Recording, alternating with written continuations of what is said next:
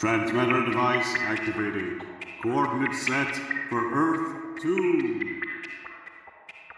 Hey everyone, welcome to the Earth 2 podcast, your weekly exploration of the DC Comics multiverse and the legacy of their Golden Age characters through the Silver and the Bronze Ages of comics.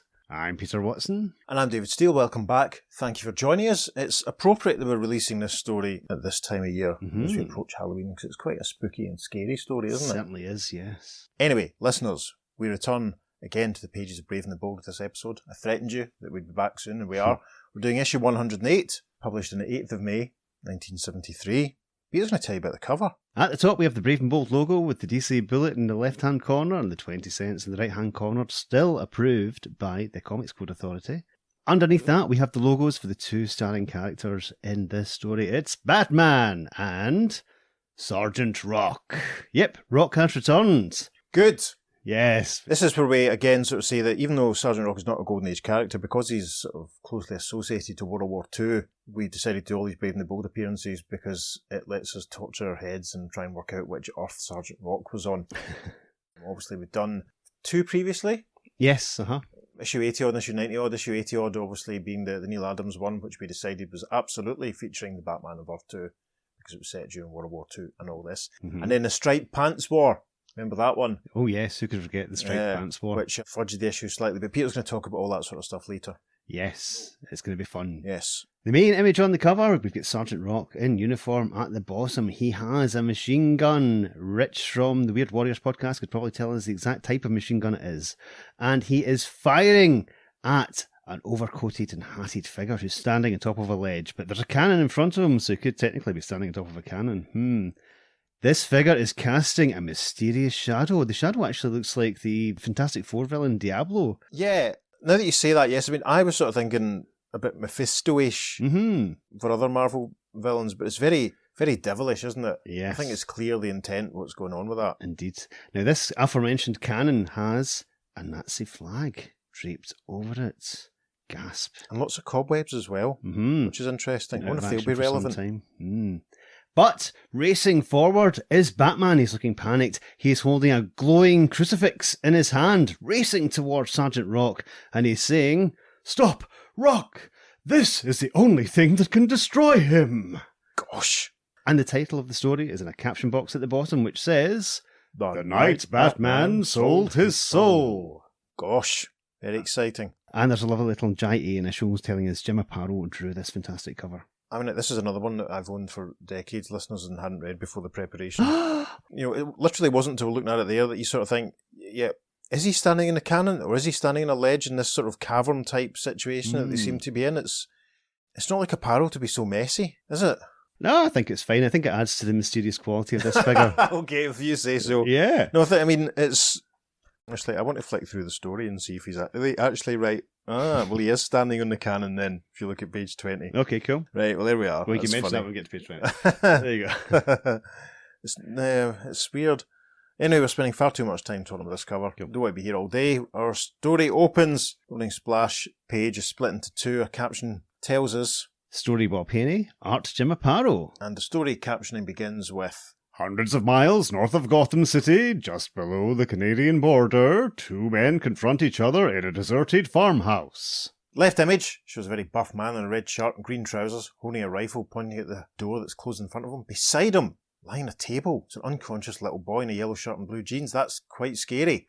A voice is coming through the door saying, "Give me the boy, Dorn, and I'll make a deal with you." "No way, Batman," replies the man with the gun. "I want the money first. $250,000 in ransom."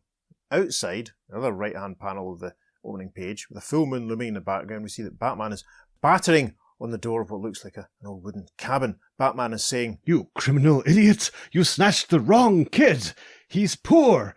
His family's poor as blazes! "You're running a number on me, Batman!" Look close at his shirt, Dorn! Look, you creep!" And then we get some more captioning.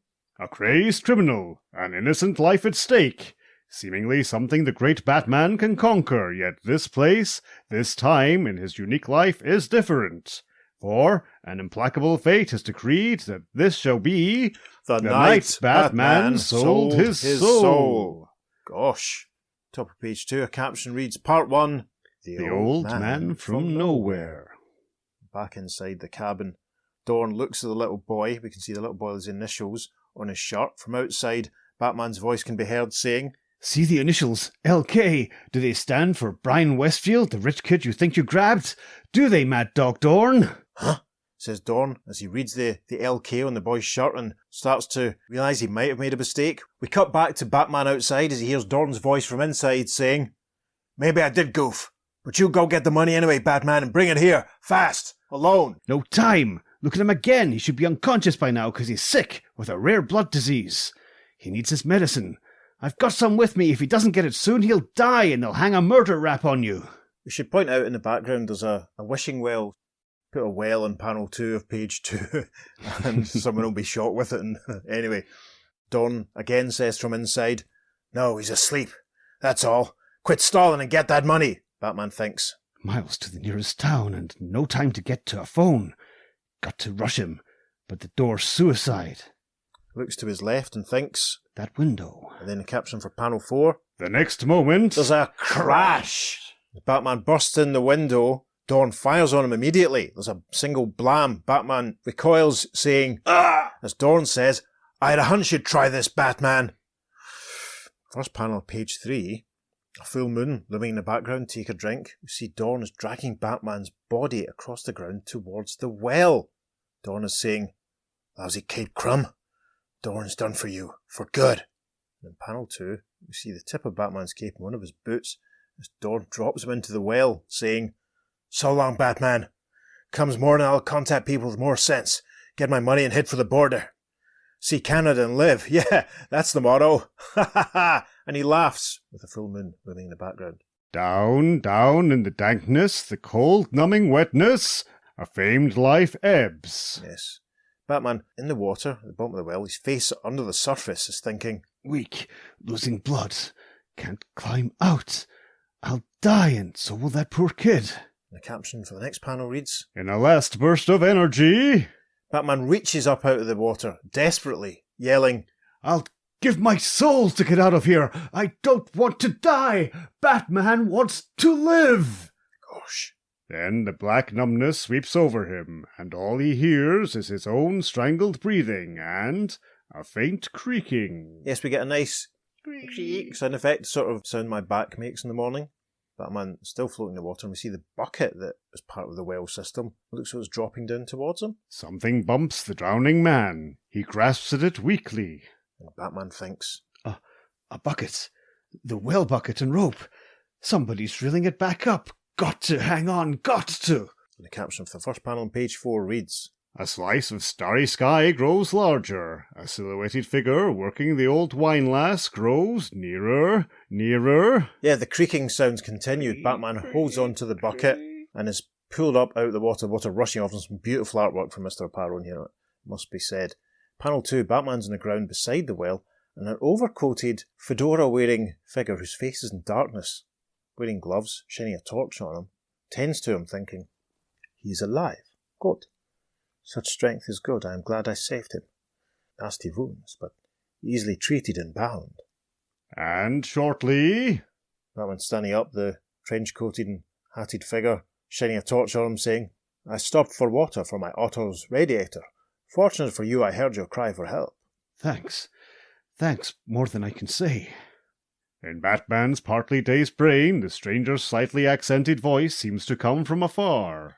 Batman looks like he's having trouble standing here. He's obviously still in the Great Deal of pain. Hunched over, watches the figure moving back to a very old-fashioned looking motor car that's on the road. A full moon looms in the sky above them as Batman's rescuer says, You would never know how happy I was to aid you. You are all right, my friend? Yes, feel much stronger. I have some unfinished business here, dangerous business. Better you leave, and thanks again. As the old car jounces off down the deserted road... Yep, leaving a trail of dust behind, and under a full moon, Batman thinks, Funny old gimpy guy.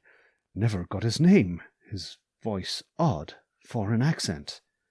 Now to take care of Dorn and that poor kid. Final panel of page 4, Batman crosses back to the window at the cabin that he burst through, and he sees Dorn sat in a chair, just leaned back against the wall with a shotgun in his arm. Batman spots Dorn, thinks, Dorn's asleep. If I tossed a shot-up guy down a well, I'd figure it was safe to nap too. we get a very helpful caption at the top of page 5. This time, the masked manhunter enters the house silently, and... There's a Chuck. sound effect as Batman strikes Dawn in the back of the neck, and he crosses to the little boy. We see Batman has a test tube in his hand. Presumably he's giving the little boy his medicine. If you pardon the expression. The little boy rouses, saying, Batman? Yes, son. Thank the stars you're okay, and thank that old man, whoever he was. Slow dissolve, caption for panel 3. 2 nights later, Gotham City. Yes, it's a very busy scene. You see lots of reporters, film cameras and notepads and press passes and hats. A police vehicle with Dawn being led out by an officer. A silhouetted figure looms in the foreground of the panel, but we'll see a bit more of him in a second. Commissioner Gordon is there, and he can be heard saying, "Gentlemen, I'm proud to announce the capture of Mad Dog Dawn." And then we see in the next panel that the silhouetted figure was none other than Bruce Wayne, who waves a walking stick in the direction of the Commissioner and says, Taking credit for what Batman did, Commissioner? Oh, it's you, Wayne, says Gordon, turning round and seeing him. No, my playboy friend. I was about to give him full marks for getting Dawn and saving that boy. Be sure you do, Commissioner. Well, ta-ta. With that, Bruce Wayne walks off, twirling his fancy walking stick. Commissioner Gordon watches him go, thinking, look at him, swaggering. Beats me how Batman can remain that vain, shallow swinger's friend. Peter's laughing at the word swinger. I'm just laughing in general. I'm happy with life. Oh, right. Okay. Okay. God, what's going on? The caption then for the final panel, page 5. But as the man the world knows only as Bruce Wayne rounds a corner into a dark street... Some of these captions are unnecessary, aren't they? Mm. The artwork tells it. Anyway, take a drink. There's a dustbin there, listeners. Bruce leans against the wall of this alleyway, clutches his chest and thinks, My chest, where Dawn's blast caught me. I'm a fool for coming out tonight, but people might begin to question my absence. And in the first panel of page 6, he's actually on his knees down on the floor. He's obviously struggling, and a voice can be heard from off-panel saying, The body is still weak, my friend, but that would soon pass, for I have need of your full powers. And Bruce, casting a deep shadow, thinks, What? Someone in the shadows, and his voice with a slight accent. Where have I heard it before? Panel 2, Bruce starts to get to his feet, saying, Now I know you're the old man from the farmhouse who helped Batman, but... And we see the legs of the man who's talking to Bruce. This man says, Yes, it is I, and I know your secret identity. I am an expert on other identities. I've had so many myself. Who are you? I can't see your face. Yes, we get another nice shot of this scary, moody figure, hat pulled down so his face is in shadow, the collar of his coat turned up, as he says, I go by many names. My face is famous, even infamous, but no matter. I'm here to remind you of our bargain. Bargain? Did you think I helped you for nothing? You called for me from the depths of your soul, and now that soul belongs to me. That was the bargain. You, whoever you are, we have no bargain between us. I owe you my life and I'm grateful, but this soul business is nonsense. Let me see you. Do not come closer, says the man. Caption for the final panel of page 6. But as Wayne lunges... Well, very helpfully, Bruce thinks... He's gone, but I hear him shuffling along with that limp of his. Even weak as I am, I'll catch him. He has a couple of great big shuff captions. Might do a sound effects caption montage tweet this week. And the shuffing continues in the first panel of page 7 as Bruce catches up to a figure dressed in military green. Bruce grabs this guy by the arm and saying, Gotcha! And the figure in green yells, Watch it! He's getting away! Bruce Wayne feels a granite-like arm hurl him down, but grimly he hangs onto it as... Yes, we see the man in the military green firing a pistol, a couple of pow sound effects, firing a pistol presumably in the direction of the gimpy man in the overcoat. And then the caption for panel 3 reads... Then, as a deep-throated car motor is heard accelerating... Yes, the man in military green is revealed to a very short, very smart white crew cut. He looks back at Bruce Wayne in anger saying, You interfering crumb! He's given me the slip again, it's your lousy fault! Bruce recognises this guy saying, Rock, you! And Sgt Rock, for it is he, turns, walks towards Bruce, offering him his hand, saying, Huh? What in Hades? Wayne!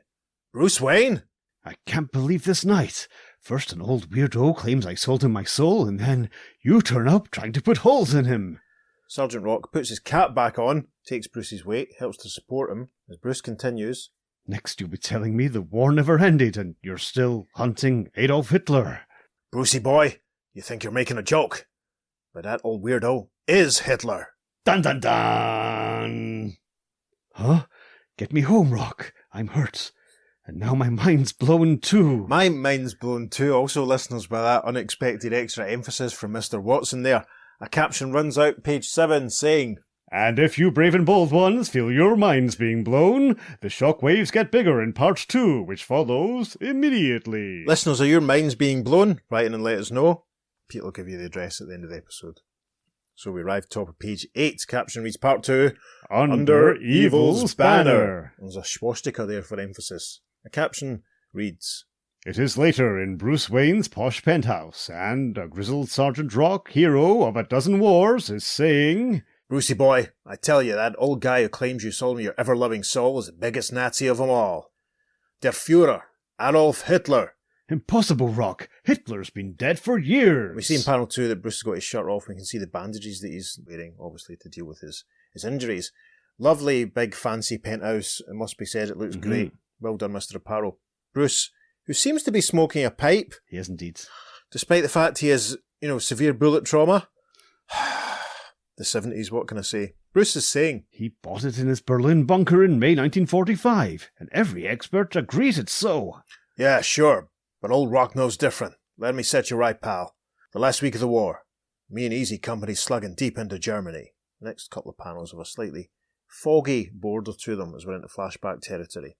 We're advancing into the Bavarian Alps when a crowd 8-8 KOs me. When I come to, you see that Rock's down on the ground, well actually down in the snow. They can see tents and webbing and a large aeroplane behind him. A German soldier with his gun pointing at Rock, and Rock's thinking, I'm an enemy prisoner in a forest hideout. The next panel we can see what Sgt Rock can see, a little wooden structure, 2 figures leaving this little wooden structure. One of them saying, Mein Führer, the Amerikaners are nearby. Even this area is not safe. You must leave. Sgt Rock recognises him, thinking, that guy, it's him, Hitler. And we see Adolf replying to his officer, Ja, I must escape to lead our cause to triumph some other day. As he gestures with his thumb towards Rock on the ground. That enemy sergeant, he may have seen me. Shoot him. We pass an advert for some toys. We pass the full page, the day Bill told off his boss advert. Oh, yeah. Have we had that yet? I don't think we have. Don't think so, no. I think it's the first time we've seen that. debut. Fantastic. Sgt Rock's narration continues at the upper page 9. I sweated a ton as I heard that plane take off.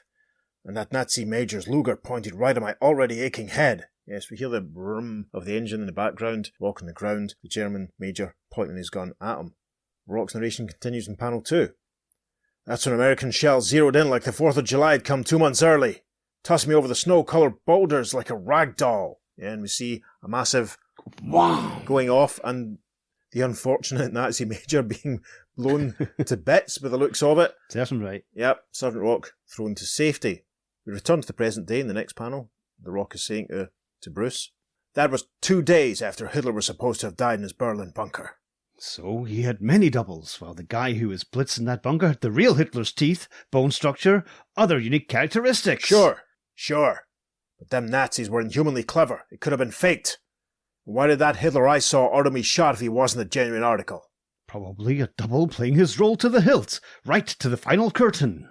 Listen, Brucey, if he's really dead, who is the guy I've been tracking all over the world these years? Why is he keeping up his masquerade?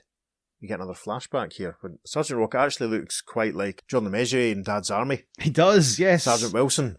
If he was, a real tough guy. Yeah. Can you imagine? So, the Rock's narration for this panel reads, like in 1948, I'm stationed in Greece, and I'm in this tavern when I hear, we see that the Rock's a cigarette in one hand, obviously a glass of whiskey in his other hand, and he has a conversation behind him, when a man wearing a thick blue jumper, and what I always sort of think of as a little commando hat, yes, the Action Man had back in the day. This guy is saying, the boat is waiting at the quay, my leader. And we see that he's talking to a man, a big overcoat, the big hat, face is shrouded, sat at a table in a little back room in this bar, and he replies, Fool! Never call me that. Someone may hear you. Rock's narration continues at the top of page 10. I know that voice on my dying day, and the shuffling limp he had as he was hustled down to the pier. We see in this panel that a small boat is leaving the pier. There's a full moon high in the background. We can see some wooden posts around which tells we're down at the docks. Rock is being restrained by the man we saw with the blue hat a moment ago, and a friend of his, Rock, is shouting after the boat. Let me go, you gorillas! That's him! Gotta get him! A madman, hold him down! The location shifts for panel 2 as Rock's narration continues. Of course, nobody believed old Rock. The cops said I had too much native vino. 2 years later, I'm in South America. And we see the Sarge firing after a car which is driving away from him. Lots of nice scenery around, a couple of pow-pow sound effects, and as the gun fires, Rock is thinking, it's him! He's in that car! Panel 3, his narration reads, I got court-martialed for that one, but I was sure the guy who kept turning up was Uncle Adolf. Then, just a few years back, I'm in Paris, on leave, and it looks as though Sergeant Rock is maybe standing under the Arc de Triomphe, and we see the overcoated big hat figure looming in the foreground. Sergeant Rock's a little further away, beautifully lit. Raising his hand, he's thinking, the unknown soldier of France always rates a salute. Obviously he's noticed the overcoated figure because he thinks, huh? Over there! Him! His narration continues. No mistaking, Brucey boy. It was der Fuhrer. Maybe return to the scene of his biggest triumph. And Rock runs over, and he's now chasing after a car which presumably the man in the overcoat has got into. Rock has grabbed a hold of this car, which is moving off, and he's yelled, I'll get you this time! But inside the car, a figure is striking his hand with a pistol to try and make him let go. Very exciting. We might put a couple of these panels in the socials actually to give you the gist. I lost that set too, just like all the others. We see Rock impacting on the Parisian ground as the car accelerates. It's not too clear actually in panel 4 if it's the figure himself who's knocking him in the hand because there's a hint of a moustache. See what I mean? Yeah. But I think it's probably most likely just going to be one of the man's acolytes. I think most likely. The final panel, page 10, we are back in Bruce's penthouse as a deranged looking Sergeant Rock is saying, I'll tell you, old buddy, if he ain't Hitler, why is he so well protected everywhere he goes? And who else could he be? I don't know, Rock. Your story is very persuasive, even amazing, but Hitler's dead. The whole world knows that. The first panel of page 11, Sergeant Rock says, OK, chum, you said you met him at an old farmhouse as Batman. Feel up to going back for a recon? And with that, Rock throws Bruce's overcoat to him. Why, sure, Rock, if it'll cool your suspicions. Interesting panel there, but it looks as though Bruce has a Christmas tree growing out the top of his head. He does, yes. A slow dissolve then. Some hours later. And actually, listeners, if we quickly look back at where Batman has been speaking, was first speaking to the man who rescued him from the well, we can see a big building in the background behind the old motor vehicle, which we didn't really notice as significant at the time, but presumably this is where they are now, because they're inside a building. You can see a copy of Mein Kampf, a German helmet, there's a Nazi flag hanging on the wall, some equipment. Bruce is looking through some paperwork as Sergeant Rock enters and says, a Nazi nest. That's why he came here. It was another lair his henchmen provide for him all over the world. Or just another secret bunch of Nazi sympathizers. There were some, as you know, and from the look of it, this place hasn't been used since the war ended. Later. Yes, we're at a rainy Gotham airport out on the tarmac. Again, very like the Canary Store we did recently, some beautiful colouring and lots of moodiness going on. We see Bruce and Sergeant Rock. The Rock is saying, OK, Bruce, you don't buy my story, but he's here in Gotham City, and I'm going to get him this time. See you, pal. Careful, Rock, and try to understand why I can't believe as you do. But as Wayne enters a waiting taxi... Bruce opens the door, but he sees a gloved hand and an overcoat inside. Bruce says, Oh, sorry, I didn't know it was taken. No heroics, my friend. The driver is armed. You! Bruce recognises, obviously, the figure from earlier on. Gets into the cab for the final panel of page 11, saying, Okay, old-timer, what do you want of me? Only to remind you of our bargain. I need human tools. The Empire of Evil has many soldiers, and you have enlisted under its banner. A nice shot of the taxi moving through the rain at the top of page 12. Bruce can be heard saying, I did no such thing. I owe you nothing, except gratitude. You're wrong, as you will see. Soon you will be doing my work, the work of evil. You can see that the cab driver is indeed armed. We see his pistol in panel 2. Also we see Bruce reflected in the cab driver's mirror. The cab is pulled up. I believe this is your destination. Goodbye for now, until our next rendezvous. There won't be any. You can count on it. A slow dissolve. The following day, as Batman resumes his normal patrol... Is this Batman out in broad daylight? Yes. Exciting. Just standing in the middle of the street, and there's a vaguely shady-looking guy standing minding his own business in the background in front of a couple of dustbins to take a drink. Batman thinks... That guy, it's Willie Gans. And he says... Hold it, Willie. Willie legs it in the next panel. Great shot of Batman chasing after him. Batman thinking... He always was the fastest sneak thief in Gotham, but not fast enough for me. Suddenly... A massive oil tanker has appeared behind Gans, who's rushed in at the middle of the road. There's a screech of brakes as Gans yells, No! Shortly... Yes, we see in the background there's an ambulance with its light flashing and Gans' body being lifted into the back. Commissioner Gordon is there. He's saying to Batman, "Too bad. Gans have been going straight this year. That's his wife. Poor woman." You can see a woman, dark hair, long purple coat, standing next to the ambulance. Batman tilts his head and says, Going straight? I didn't know. But why did he run? Mrs. Gans says in the first panel of page 13, "The real question is, why did you chase him, Batman?" I only wanted to speak to him. Check on his habits, Mrs. Gans. There's the wail of the siren as the ambulance departs, and Mrs. Gans replies, "By what right? He'd done nothing. You frightened him into the path of that truck. Murderer! Heartless murderer!" she calls. Batman walks away and we can see there's a sign in the shop window next to Batman. He seems to read that says, "Are you doing the devil's work?" Which is very on the nose.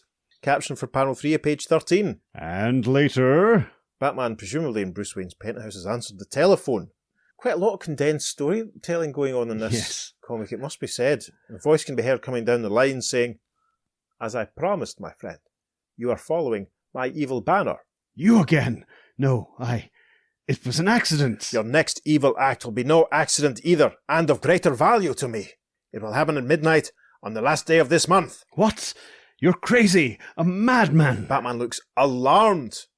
But the masked manhunter cannot hang up on the incredible thoughts whirring in his brain. Slams the phone back down. There's a nice slam sound effect. Peter's going to, there we go, that's how Peter vocalises that. And Bats is thinking, there's another possibility, even more way out than Rock's theory. So much about that old man fits both ideas. His many guises, uncanny way of knowing things and being everywhere at once. His ability to influence people to evil ends, but that's crazy too. I don't believe in devils. I don't. And we see that he's thinking about the sign that he walked past earlier on the page, the one that says, indeed, "Are you doing the devil's work?" with a little caricature face of a red devil face. To be honest, kind of looks a bit like Davy Steele. Can't lie. The phone rings again. Bring. Batman answers in the first panel of page 14. The voice says, "Batman, Gordon, right at Gotham Airport. You better get here." That's very abrupt, isn't it? A caption feeds us into the dissolve saying, "Within minutes." Batman arrives at the airport very quickly to witness what looks like some military police manhandling, well, as Batman yells, "Rock!" Commissioner Gordon is there. Fantastic tie that I'm sure Peter would wear. Yes, I would rock that tie. The commish saying, "You know this maniac? He tried to gun some poor old man boarding a jet to Europe." Yes, he must be suffering from a relapse from war-induced shock, Commissioner. Would you release him into my custody? "He's lucky he's your friend."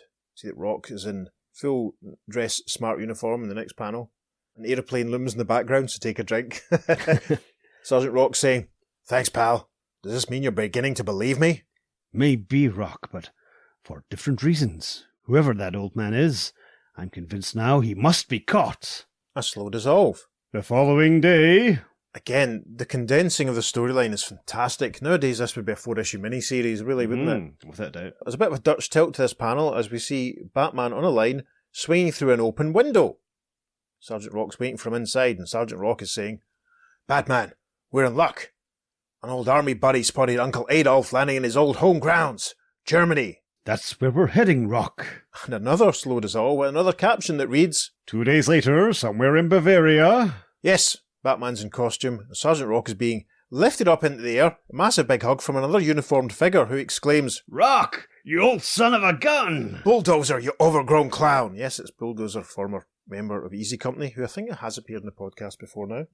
Next panel, Bulldozer indicates some other soldiers standing outside, saying, "And these are some of the Joes of the new Easy Company.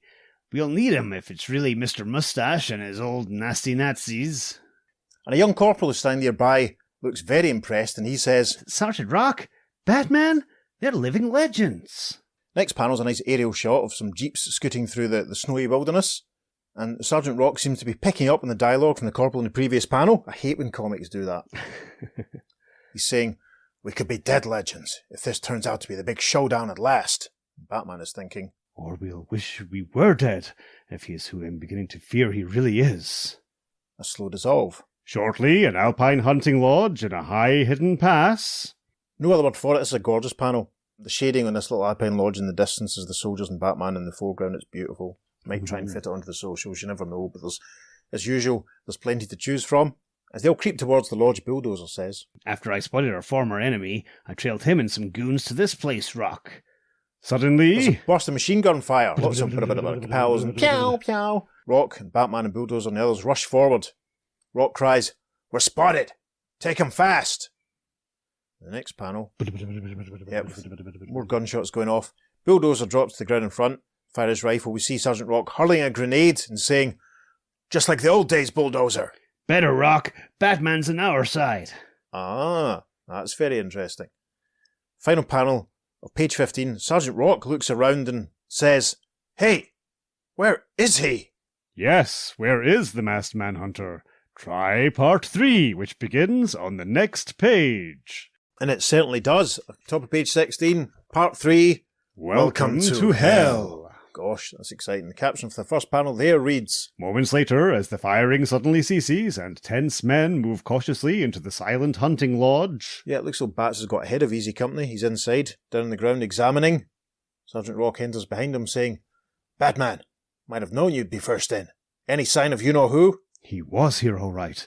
This rug's worn from someone dragging one foot over it, but our bird's flown the coop. How does he know that? He's the world's greatest detective. Anyway, there's a big nasty flag on the wall behind and a couple of dead bodies on the ground around them. Batman's examining something he's picked up as the Rock says, "Blasted! And this bunch is kaput. They can't tell us anything." Maybe this underlying train schedule can. Come on, we've got an express to catch. And so, a full moon looms in the background as the caption for the next panel reads, 1 hour later. Yes, a nice fancy, very old-fashioned steam train is hurling along the tracks. Sergeant Rock, Batman and the others in their jeeps trying to catch up with it. We can see Batman's cape flowing behind. They really should have tucked that in. Sergeant Rock notes the train and says, "Here it is." Bring me alongside, Rock. If I don't signal you by midnight, stop this baby, even if you have to wreck it. In the next panel, we see Batman leaping from the jeep, grabbing the side of the train. There's an enormous narrative leap between that and the next panel. The caption for the final panel, page 16, reads, As the masked manhunter inches down a corridor. Yes, he gets grabbed by a couple of pointy-helmeted, uniformed policemen or army men. Batman exclaims, What? And there's a bowler-hatted figure who identifies himself very helpfully when he says, Do not resist. We are Federal German Police. First panel, page 17. Batman replies, I'm the Batman, a law enforcer myself.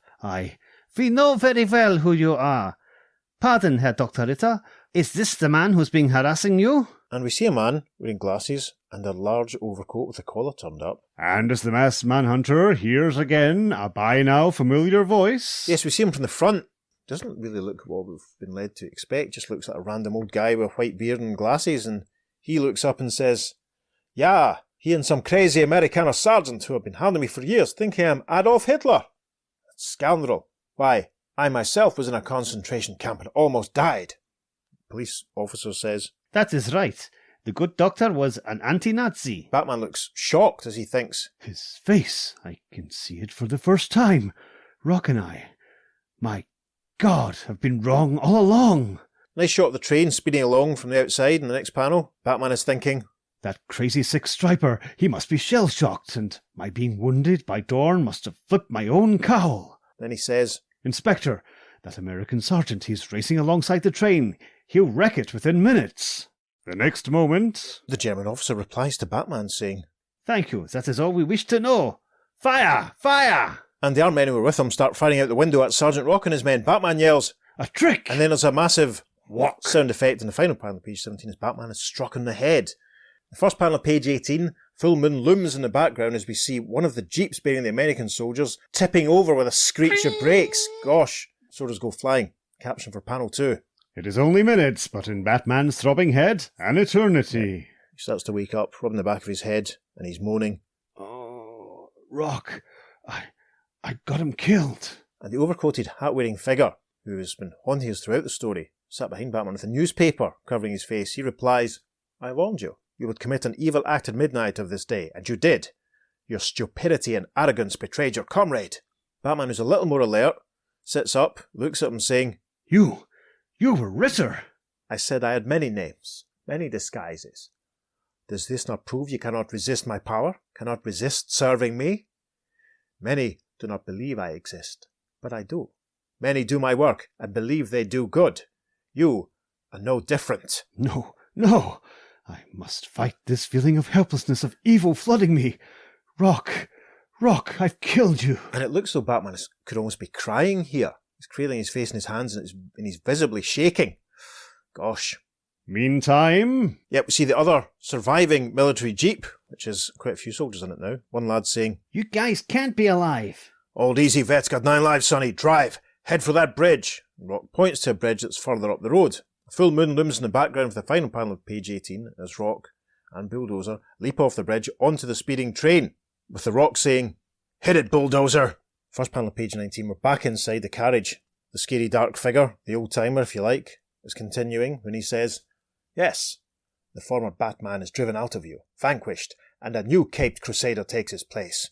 Strong, with the strength of evil. And Batman has noticed a couple of figures rushing past on the roof of the train, and he thinks, Atop the car. Rock, Bulldozer. He turns to the old-timer in panel 2, saying, He's alive. Rock's alive. I didn't kill him. But now I'm going to end your foul existence. He moves towards old-timer. The capture of panel 3 reads, But as the Batman lunges... Yep, things go dark. Batman exclaims, The lights. And a few seconds later... Yep, the lights seem to have come back on. Batman observes, He's gone. and he looks out the window, sees all sorts of things kicking off in silhouette and remarks, Rock needs help. Yep, it's a full moon looming in the background in the next panel. It looks so not just Sergeant Rock and Bulldozer, but the rest of the soldiers have made it onto the top of the train, because a full fight is going on between the men of Easy Company and presumably some of Old Timer's goons. One soldier goes flying off the top of the train with a... Aye. Sergeant Rock whirls, sees the Cape Crusader arriving and cries, Batman! There's a walk sound effect, and the final panel on page 19 as Batman sends another bad guy flying, and the caption for the first panel on page 20 reads, But as the desperate battle ends atop the rocketing express... Gosh, this is like a film, quite frankly. A Tom Cruise film, because it's a fight on top of a train. I'm thinking like, it's like a cross between Mission Impossible and Force 10 from Navarone or something, Yes, isn't it? It's very much so. It's epic. We see the rail track diverging here, and the train is starting to move up a hill. Someone on top of the train observes, Hey, somebody pulled a switch. We're off in some spur track. and in panel 2, we're closer down on the roof of the train with Batman, Bulldozer, Sergeant Rock, etc. And the Rock is saying, Easy Company fought along here in the war. I don't remember no branch going this way. What? And Bulldozer observes, Look ahead. A weird camouflage door opening. and it's not very clear if that's happening in the artwork at all, let's be honest. But we're not going to try and describe it. Caption for panel 3 of page 20. As the train hurtles inside the mysterious tunnel and screams to a stop... Yes, we see all sorts of stuff. There's crates lying around, there's tanks with swastikas on them, and some big swastika-bearing flags hanging in the background. The Rock observes, Blazes! A Nazi werewolf redoubt, like the ones we cleaned up when the war was ending. Bulldozer says, This is one we missed. Spooky joint. Batman says, More like a preview of hell than anything. the final panel, page 20. Pull out to a wider shot, lots of steam and smoke going on, lots of men standing around, Batman, Rock, and Bulldozer standing on top of the train, and we see the old-timer clearly standing on top of the barrel of one of the guns at the front of one of the tanks, which kind of looks a little bit like what's going on the cover. I suppose the caption on the cover is over the equipment, so we can't really see it. So, dear Mr. Aparo, please redo the cover to Brave and the Bold 108 to make it look as if he's standing in a tank. Lots of love, Davey. Yes, old-timer standing on top of this massive weapon is saying, Welcome to my religions. Like myself, people do not think such a place exists, but it does. The Rock exclaims, Him! Rush him!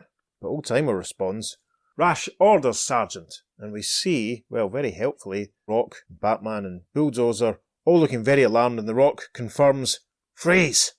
Machine guns hidden in the walls! And we can see weapons sort of poking out.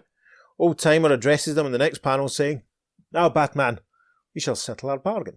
You owe me your life, and thus your soul, as a loyal servitor. Forget it. You almost had me back there, but it's too late. I'll never tumble to your blackmailing bluffs and tricks again. Very well, then. We shall all taste the final defeat of death. And all hell kind of breaks loose. The tanks start firing. Rock and Bulldozer and other Easy soldiers jump down, with Rock saying, Easy Company, the war's on again. Right, Rock! cries Bulldozer. So they leap down from the train into the melee. The caption of the final panel, page 21. But as the bizarre hideout erupts, Batman has eyes only for a figure who runs with a limping gait. Yes, we see Batman rushing after the old-timer, appears to be making an exit through a hole in the wall. Batman is thinking, Must unmask him, but how can he move so fast? A caption for the first panel on page 22 reads, But back inside, a suicidal hand tosses. see a young man, part of old-timers' ragbag army, throwing a grenade at a pile of crates. There's a massive... Yep, a huge explosion erupts out of the cave, catching Batman and sending him flying. He gets to his feet in panel 3, looking back at the inferno, thinking, Rock, Easy's GIs, they're gone. But... Suddenly, as if emerging from the depths of hell itself. Yep, so there are lots of clanking sound effects. A tank emerges from the smoke and the flames. A couple of familiar figures on top of it. Batman cries, You're alive! and Rock confirms, the tank was between us and the main blast, but them werewolf goons all had it. Sergeant Rock and Bulldozer get down from the tank to talk to Batman. One of the younger soldiers emerges behind him, saying, We radioed for this tank from a nearby army depot. How'd we do, Sarge? Rock replies, just fine, Sonny. The new Easy's just as great as the old one. So, okay, they've radioed for reinforcements or something. This is all very messy. The Rock turns to the Cape Crusader saying, Batman, Hitler, where is he? The old man? He's gone, Rock. Rock angrily shakes a fist and says, then we blew it. We blew the main chance to grab the world's biggest villain. Slow dissolve takes us to the final page of the story. Batman can be seen saying, Whether Hitler's dead or alive, Rock, I know one thing for sure now. The spirit of evil he represented is always with us, and nobody can foretell when or where it'll strike again. The caption for the final panel of the story reads, Amen to that, Batman, for, not far away, an old man limps down a deserted road, and, as the cold moon breaks through scudding dark clouds... Yep, full moons take a drink. We see the old-timer using a stick to help him walk, his coat blowing in the light breeze behind him, but he casts a shadow, a weird distorted shadow, which makes it look like his stick is a trident, and he appears to have horns and a tattered old cape. And a small caption reads, No end. Well then. Wow! Very quickly before I forget, when The Rock said there about them being werewolves, obviously that's just a term for the German. Which me think that actually, was there not some Doctor Who story called Operation Werewolf that was supposed to involve Nazis and teleporters that didn't get made in the 70s? Yeah, but imagine they'd all been werewolves. That would have been so much more to fit in the page. Yes. Another unnecessary extra of a complication. I'm exhausted after that. Good grief. I mean, Bob Haney's crazy, but is he that crazy? Actually, yeah, he is that crazy. Yeah. Yeah, I'll go on record as saying this is one of my favourite Batman stories ever. Okay. Because in it, basically, Batman's trapped down a well, and to escape, he accidentally sells his soul to Hitler. And not only that, that's not resolved by the end of the issue. So Hitler still technically owns Batman's soul. Oh my goodness, you're right. The implications are enormous. When we write our DC comic, we are definitely going to do a follow-up to this. Hitler is the devil. Oh my God. And he owns Batman's soul. That's the clear implication, isn't it? Because, you know, there was points, you know, it was almost sympathy for the devil at points, you know, when it was sort of talking about disguises and all the places that he's been and having many names and faces and all that sort of stuff. It was an epic, definitely. Equally as twisty and turny as the Canary one we did recently. Yes. Again, just mad ideas. So much happens so quickly in it. Yeah. It's just absolutely, utterly grade-A bonkers. And it's Bob Haney having a whale of a time. Jim Apato's drawn the heck out of it. There's so much in the story. You're right. It should be a mini-series. It's far too much for the 22 pages that it is. Yeah. Well, 21 and a half pages, really, you know. So, you know, so many ideas kind of thrown about, so many plot elements that don't really get a chance to develop. It's crazy. I don't really know where to start. I mean, should we get the obvious stuff out of the way?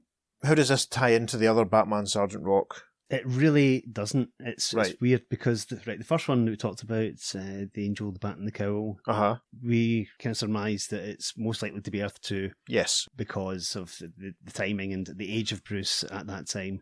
Also the fact you didn't clearly see a yellow oval on his chest at any point, really. There was a sign of an oval in a couple of panels, but it wasn't coloured at all. Yes, of course, yes. So we kind of like took from that it was the Earth 2 Batman. And of course, also Bruce Wayne was in that, but he had the pseudonym Jack Pimpernel and was never identified as Bruce Wayne. We jump forward to the next Batman, Sgt Rock, where Sgt Rock recognises Bruce Wayne as Bruce Wayne and also knows that they had a previous adventure together before, and also knows that he had a previous adventure with Batman together before. Now, Batman was just in the shadows of that first story. Yes. So Easy didn't actually know that Batman was there. Yes, of course. I remember you saying that when we did the Striped Pants War. Any excuse just to say the Striped Pants War again, listeners. So that brings us to this one, where not only is all this taken as having happened, also at some point Sgt Rock has discovered Bruce Wayne is Batman. Yes. What? It could almost be like a third Earth, almost, with them meeting and just having a different relationship or something, couldn't it? I think there's just unseen stories that we don't know about, because it's just so bizarre. I mean, obviously, there are a couple more Sgt Rock Brave and Bolds, which we're going to do, at least 3, one of which is conspicuously and obviously set during World War II and kind of could almost act as a gap filler between some of that, but obviously, we haven't read it yet, so, we can't really factor that into our reasonings at this point. Yeah, once again, we're just reading these in order as you would do at the time. Exactly. So at the time, this is what you would think. Because there was one point when we'd posted, when the Striped Pants War was out, about the contradictions, and I can't remember who it was, but someone had commented or replied to a tweet or something saying, well, there's this story where blah, blah, blah, meaning the 140 odd issue, whichever number it is, and our reply was, well, we haven't read that yet, we don't know, we can't factor that into our reasoning here, because as far as we're concerned, it's not been published for another 5 years. Yeah. It's an interesting one. It's safe to say that this is a Rock who didn't die during World War II and has still been alive since, and has an established relationship with Bruce Wayne. It's easier to tie it into the Striped Pants War than it is to the World War II one. Very much so, yeah. Because this is the contemporary Bruce Wayne. And an older Rock as well. Yeah. But it's fascinating that Rock now knows who he is and all this kind of stuff. I can't remember that being the case when we did the Striped Pants War. It certainly wasn't, no. Yeah. Just another excuse to say the Striped Pants War. Did we mention the fact previously, but a couple of people got in touch and told us that Striped Pants was a reference to, diplomats. Yeah, that sort of stuff. I think, I can't remember if we'd mentioned that in a previous episode or not, but I think Mr. Shoephone and a couple of other people have told us that. We probably just would have said diplomats over here in the UK, I'm not sure. But Stripe, it's a funny term. It does amuse me. Yeah. There's so much in this one, it's almost difficult to know where to start unpacking it. Like the little sign, Batman's nerves, that he was doing the devil's work. Yeah. Just the sheer supernatural nature of the bad guy, that's really different to the down-to-earth grittiness of very much the real world of the last Batman and Sgt Rock story. And the ambiguity as to his actual identity at the end, Is it the devil? Is it Hitler? Is it something else? And as you say, it's the real typical Haney stuff, isn't it? Just throwing stuff out without any regard of how it fits or if it gets resolved. And just tell an entertaining story. Yeah. And it's up to us to make it work, so that's great, yeah. I'm exhausted after it, quite frankly. And Apparo's drawing the heck out of this. It's great. Yes. I do love the scene back in Bruce's penthouse where Rock's smoking away on his cigarette, and Bruce has got his pipe out almost as if it's, he's got nicotine envy. Yes. So much, so many bad habits. Yes. Very on display. Very testosterone-y. I think Bruce is trying to, look a bit more macho because Rock's in the scene. Yeah. That's a thought, actually. I like Commissioner Gordon's exasperated cameos. I feel sorry for Mrs. Gans. Yeah. I know. I almost expected her to turn up at the end to be involved, getting part of the revenge and all that. What happened to Dorn? What happened to the little boy? Who was the little boy? Well, he was cured, and he did say at the beginning it was just like he was the wrong kid, but he's got this disease and he's going to die. But again, it's hostage taking for what was it, 500,000 this time? Very much a Bob Haney thing, as we saw with the Black Canary story. Yeah, recently. and I suppose it's really just to have Batman there so that he's in that position where he falls down the well and has the need to sell his soul. He falls down a well. It's so good. He's thrown down a well. Yes, is this the first time brilliant. Batman's been thrown down a well on the podcast? On the podcast, yes. I can't possibly comment about the rest of his life. I've not read every Batman adventure and cross-referenced it with the well. You had. Listeners, can you think of any other superhero comics where a hero gets thrown down a well? Let me know in the next 2 days, so I can try and look them up and put some panels on the socials, maybe. It's so mad. Also, the injury that he got. Do you know? Okay. Sorry, no, I was just going to think very quickly. Getting flung down wells and such is the sort of thing that as a little boy I thought was going to happen all the time with quicksand, being caught in quicksand or trips to the Bermuda Triangle. Yeah. You know what I mean? Or finding the Loch Ness Monster. Do you still get wells nowadays? Oh, yes. I'm not sure. I don't remember ever seeing one in real life, to be honest, that I can think of. Not in the last little while anyway. Probably when I was younger and we went somewhere boring on our holidays, but No, anyway, sorry I cut you off there. What were you going to say? No, I was going to say, imagine that, after the bucket was lowered and there was just something in it, and Batman looked at it and a voice from above says, "It puts the lotion on the skin or it gets the hose." Silence of the Lambs reference there. I've never seen it. Gosh, oh well. Yeah, okay. there you go, listeners. There you are. Add another one to the list of early 90s movies that David didn't see. Oh, there we are. Sorry, Yes. that's totally spoilt your clever... I'm sure the listeners would have... Oh, got the yes, reference. yes. Whereas I didn't. It's a weird one to talk about because I feel like we could almost go through every single page and talk Well, about we every could. single little thing, We like so all the could. exciting chase along beside the train and all the fighting and the gun. It's packed. I mean, for 20 cents, it was an absolute bargain. It's the opposite, and this has become a real bugbear of mine recently. It's the exact opposite of decondensed right for the trade storytelling that we're all so used to nowadays. Without a doubt. There's enough plot in this to last someone a whole 6 issues of a new JSA series, for example. Yeah, and still plenty of space for some fantastic artwork. I mean, that panel with the cab in the rain at the top of page 12 is just glorious. With like the shaded, shadowy, like almost distorted buildings, because obviously it's that heavy rain. It's fantastic. This is a panel at the absolute peak of his powers, I would say. There's some gorgeous stuff, like as you're saying at top page 12. Look at the final panel of page 11 as the rain rushes off the cab, over the back window. And it's glorious. I was amused at the very sort of little narrative leaps at points, when we go from Batman jumping off the Jeep onto the train to being restrained. It's like there's just so much to pack in. Yeah. And one that they had to jar in was Rock at the airport, which is hilarious. Batman takes a phone call. There's a riot at Gotham Airport. Yes. And it cuts the next panel, and it's just Sergeant Rock himself just being trying to be restrained by 2 military police. That's hardly a riot. Commissioner Gordon, calm down. Exactly, because the riot makes you think. When I first read that part, a riot at Gotham Airport, you sort of thought, well, is this the devil old-timer guy causing some kind of havoc there, and there's all sorts going on, but not really. The fact that Batman got there and then managed to get... Within minutes, he got there. Managed to get there and get that side of the fence, as it were, and the fact that Commissioner Gordon was just... Well, did he just stay at the airport now? Why was Commissioner Gordon there, and why not another senior officer? I don't know. We should also mention it was nice to see Bulldozer popping up. Certainly was, yes. Suggests there at least that he survived World War II as well. Rock, you old son of a gun. It was great, yeah. I didn't do any last time, but I might put a little Our Army at War cover gallery up. Oh, nice, yeah. Just to pad out the content this week. We'll see about that. There's so much left unsaid. Old Timer has this army, has this whole place hidden and all that, and all this nasty paraphernalia, a werewolf redoubt like the ones we cleaned up. So was it stored? Was it there? Who was it that Sergeant Rock saw that time 2 days after Hitler was supposed to have died in the bunker? Who did die in the bunker? I'm sure there have been a million Hitler stories probably told in comics. Oh yeah, without a doubt. That was a running gag and stuff. And actually, do you know what? Ambush Bug did a parody of that, because there was commentary that it's a period in Marvel history where all the bad guys turned out to be Hitler. Yes. For a period. But they had an Ambush Bug, they made it Darkseid. At the end of every episode, Bart, they turned around and it was Darkseid there, and there was a famous one of Darkseid in the McDonald's outfit as it turns out. Yes, I remember.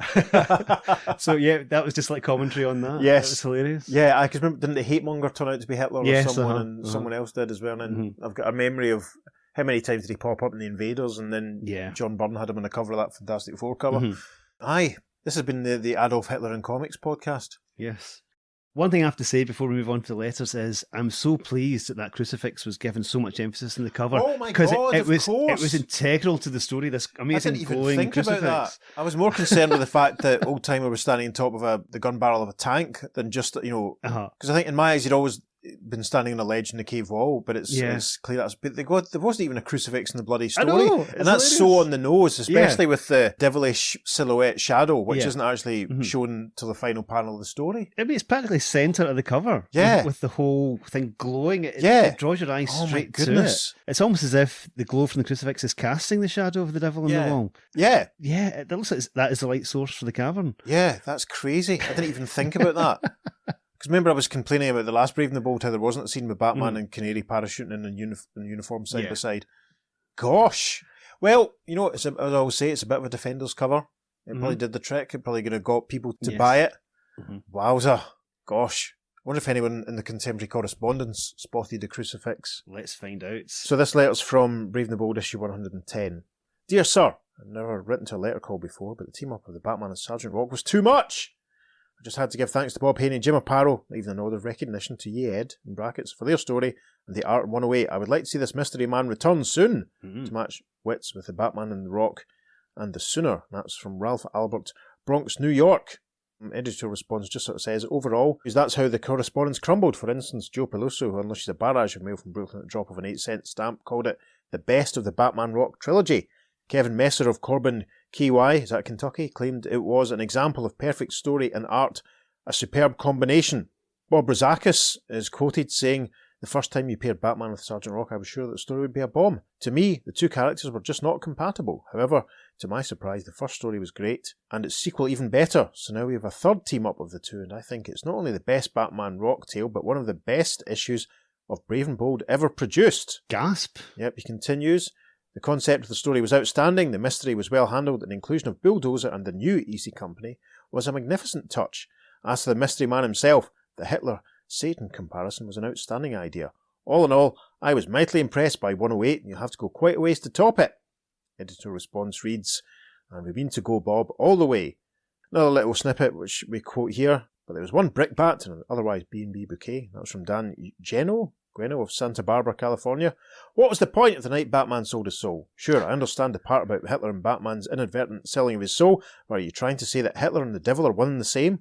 Or they are two separate disguises? Or that the villain is a master of disguise? You're right, Dan, says the editor, on 3 counts, so you did get the point. Hey. Gosh. But listen to this postscript. Contrary to the overall feeling this letter may give, I did enjoy Haney's story. So well done, Dan. The letters pages are so messy. Yeah, they're all over the Brave place. and the Bold at this point. So Peter's now going to tell you what gets said in issue 111. There's a couple of snippets. It's just excerpts. Bob Rohde from Oak Brook, Illinois, said, "It was excellent, to put it mildly. The story was magnificent and, in my opinion, the most original, unique yarn that ever appeared in Brave and Bold. I was grateful that you didn't commit yourself at the end by definitely stating that the old man was, as Rock thought, Hitler, or as Batman thought, Satan. It's not endings like these that make classics." Also, there's a couple of comments in the letters page for 111 that mention other heroes. One says, "Dear editor, may I add my vote to Ron Houston's idea of pairing Batman with heroes from the Golden Age?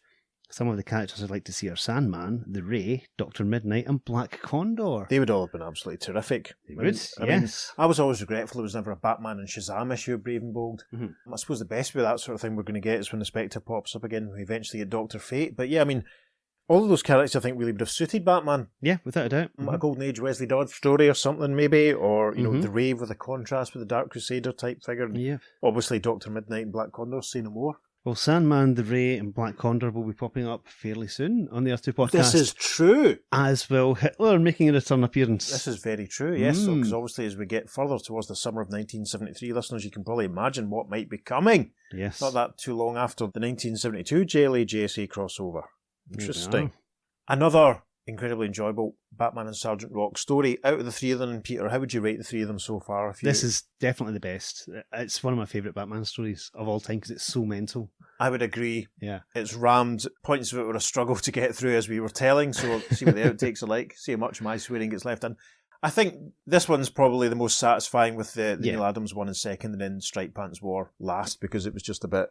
It was as much fun as it was a bit of a runaround. No, this was very interesting, and it leaves us really with more questions than answers for so much of it, and that's a little dissatisfying, but at the same time, it makes you think. Yes. I like sort of weighted, added attempts at real significance and all that sort of stuff. Yes, always good. We'll have to keep our eyes peeled for this weird satanic figure in case he ever pops up again. Yes. Probably won't. Oh well. And also, listeners, strap yourselves in because this isn't the craziest Batman Sgt Rock team up. We've got that to come to of course. Much later on in the Earth 2 podcast. Yes. Probably next year at some point, I reckon, but not to worry.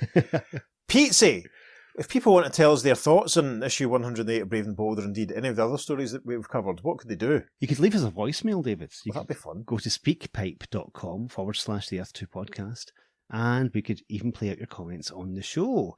If you're old-fashioned and prefer typing to talking, you can email us at theearth2podcast@gmail.com. Make sure you follow us on social media because we're putting up lovely bonus content for this and indeed every episode. On Facebook and Instagram, we're at the Earth 2 Podcast, and on Twitter, because that's what we're still calling it, we're at podcast_Earth2. We might get Blue Sky set up one of these days, Max. Stop shouting at us. Check out the socials, listeners, because this story was reprinted in issue 19 of Sgt Rock Volume 2, so I'll be posting the cover of that so you can compare it to the cover of this one, and as usual, I found a couple of foreign covers and stuff, so they'll be going up. Lots to enjoy to give you some extra context as to what was going on. We love it. If you're feeling generous, you go to wherever it is you receive your podcasts, leave us a positive review, We seem to have gathered an awful lot more regular listeners over the last couple of months, and we're very grateful. So it'd be nice to hear from you what you're thinking. Welcome, and it's really, really appreciated. And check out the back catalogue. Yes, get stuck in. There's some gems. Absolutely. We've posted links to a couple of them on the socials recently. It's just further context. The MF Enterprises Captain Marvel has sort of bubbled up again. Ross and I were talking about him as well last night, actually. He's not going away. But yeah, Pete says this is 170 odd episodes, so there's plenty to catch up on if you've just arrived. So get stuck in, see what you think, and let us know. On that bombshell, literal bombshell, because it's Sgt Rock. Yes. I've been Peter. I see what you did there. I've been David. Going for a lie down before we record the next episode. Take care. We'll see you next week on the Earth 2 podcast. Transmatter cube activated. Return coordinates set for Earth Prime. You again? No, it was an accident. Your next evil act will be no accident either, and of greater value to me. It will happen at midnight on the last day of the... Are you all right? Do you want a lozenge? I spent too much time talking to Ross for Stop Let's Team Up last night. I will swap you my soul for a lozenge. No, I'll be okay, thanks. Your next evil act will be... Wrong voice. Forgot the accent completely. Oh, my God. Right.